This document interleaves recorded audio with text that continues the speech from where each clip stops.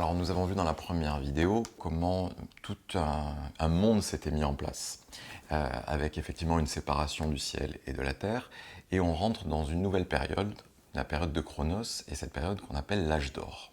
Donc c'est une période un petit peu différente de la première, puisque dans la première période on parlait surtout de principes, Gaïa et Ouranos sont des principes très généraux. Là on rentre véritablement dans un règne, une dynastie, avec des dieux qui vont commencer à évoluer, et notamment Chronos.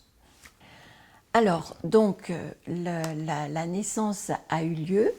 Donc, les premiers instants, on a vu avec la lumière, petit à petit, l'enfant va arriver à ouvrir les yeux et à regarder ce monde.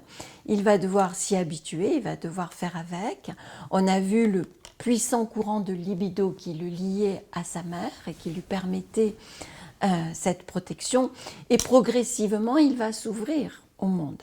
Et on appelle effectivement l'âge d'or, l'âge paradisiaque, ce moment où il va être dans un entre-deux, en quelque sorte. Alors on a souvent associé Chronos à la temporalité, au temps. Or, ce premier Chronos, on va plutôt l'écrire avec un K qu'avec un CH, et il représente davantage un temps vraiment arrêté. L'enfant n'a pas conscience du temps qui passe, pas du tout.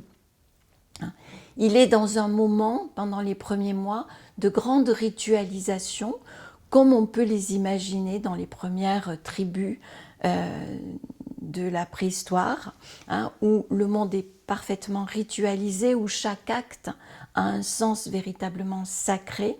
Donc l'enfant est pris dans cette ritualisation, il est levé le matin, il est changé plusieurs fois par jour. Il prend sa tétée plusieurs fois par jour aussi.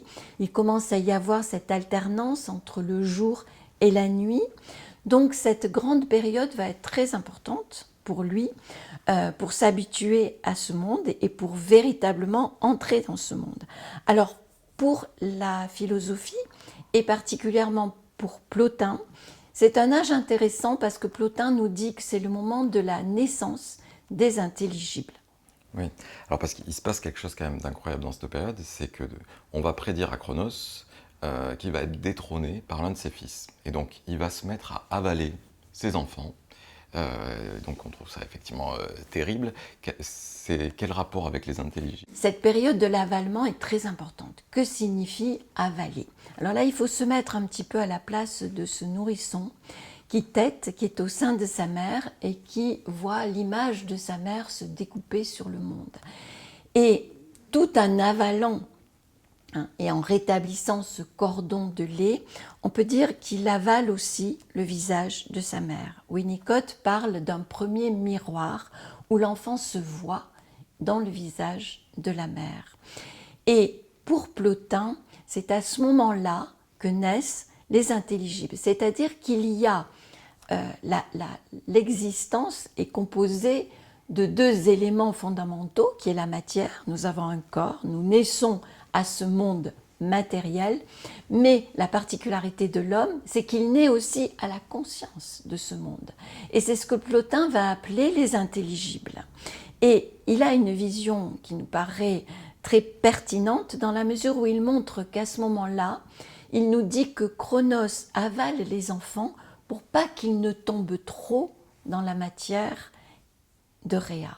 C'est-à-dire qu'à ce moment-là, naissent non seulement la chose, mais l'idée et la représentation de la chose.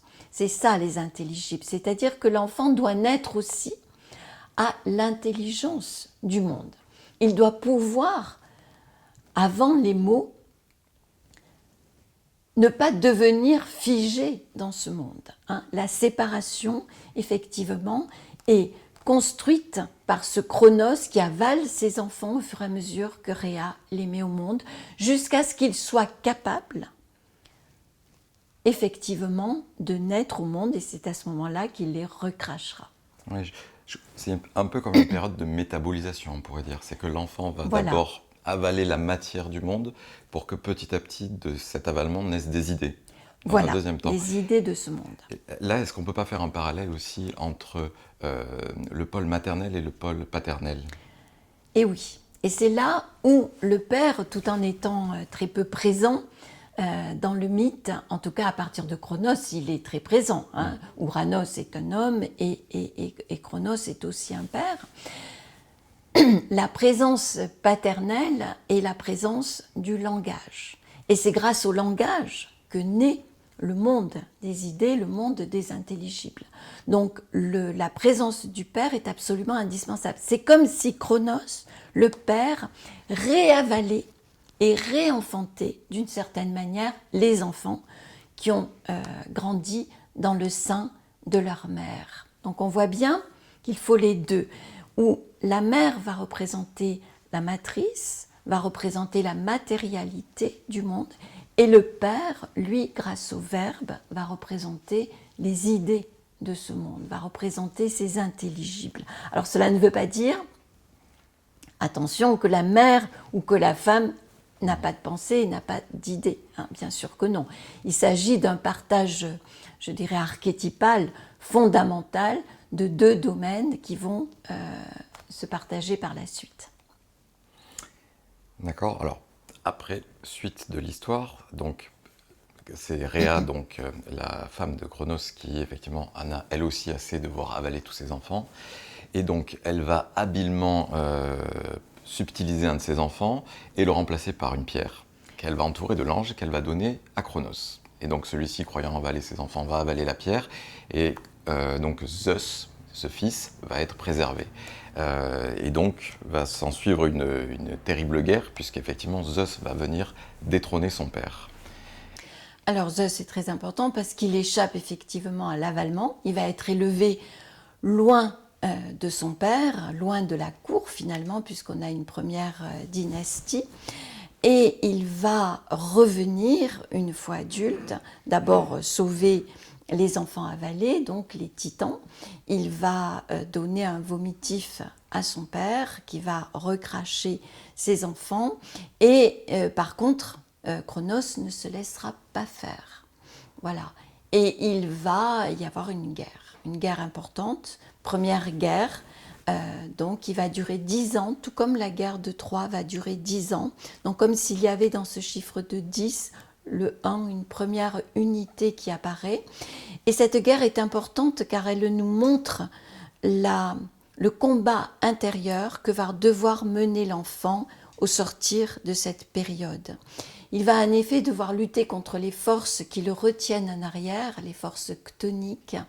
Il va vraisemblablement avoir du mal à accepter le sevrage qui se fait au moment de cette période, la fin de cette période, et il va devoir aller de l'avant. Donc ce combat est très important parce qu'il parle de ce combat intérieur, qui va dépendre effectivement de la capacité de l'enfant à s'arracher à cette première étape. Alors effectivement, c'est un long combat avec plein de péripéties. Il y a un élément qui est important, c'est l'arrivée de Prométhée dans ce combat. Alors pourquoi est-ce que Prométhée est important ? Alors c'est effectivement important parce que Prométhée est un titan, c'est le fils du titan Japet, et normalement il devrait combattre avec les titans contre Zeus. Or, très habilement, il se met du côté de Zeus. Alors Prométhée, c'est la promesse, c'est lui qui va créer la race des hommes. Donc, comme s'il y avait là une première indication de ce qui va se passer par la suite, et comme s'il avait déjà prévu Prométhée et qu'il avait déjà vu et envisagé le fait que Zeus allait sortir vainqueur de ce combat. Alors c'est intéressant parce qu'effectivement, encore une fois, c'est une contradiction. On se retrouve avec Prométhée qu'on aurait mis du côté des titans, qui se retrouve du côté de Zeus. Et donc c'est vrai que ça m'interpelle par rapport à ce que tu dis, ce rapport au combat, à la conscience, qui est finalement une opposition permanente, parce qu'on est toujours dans cette construction de la conscience et de l'unité. Donc on voit bien tous ces mouvements. Et chose étonnante, dans le mythe, on trouve cette histoire de Typhon, c'est-à-dire que Gaïa, qui a pris le parti des Olympiens, qui veut protéger effectivement l'émancipation de ses enfants, va construire un monstre qu'elle va envoyer combattre Zeus. Donc c'est totalement en contradiction avec le début du mythe. Comment on peut expliquer cette situation ? Alors c'est un épisode très particulier. Effectivement, Gaïa s'unit aux Tartares. donc c'est pas rien, hein, c'est une puissance sombre, et elle va donc faire naître Typhon qu'elle envoie à Zeus pour l'empêcher de progresser. Donc on peut se demander là quel est le rôle de la mère, alors qu'on a vu que Gaïa protégeait, hein, c'est elle qui a armé Cronos pour la délivrer, c'est elle qui effectivement conseille Rhea de donner une pierre à Cronos à avaler. Alors c'est très énigmatique, on a du mal à comprendre ce retournement de Gaïa, et on ne peut l'expliquer peut-être, c'est une interprétation bien sûr, mais on ne peut l'expliquer que par un mouvement maternel qui, au moment où la mère voit partir son enfant, a ce mouvement de recul et de retrait, et a beaucoup de mal évidemment à le laisser échapper. Et c'est important, parce qu'il est important que les femmes comprennent qu'inconsciemment, elles ont un peu peur de voir s'échapper leurs enfants, hein, et ce mouvement de recul ne peut s'expliquer que par cette espèce d'instinct, je dirais au dernier moment, qui fait que elle a peur de voir s'envoler son enfant. Mais par contre, évidemment, Zeus va sortir vainqueur, y compris de ce combat, et la vie continue.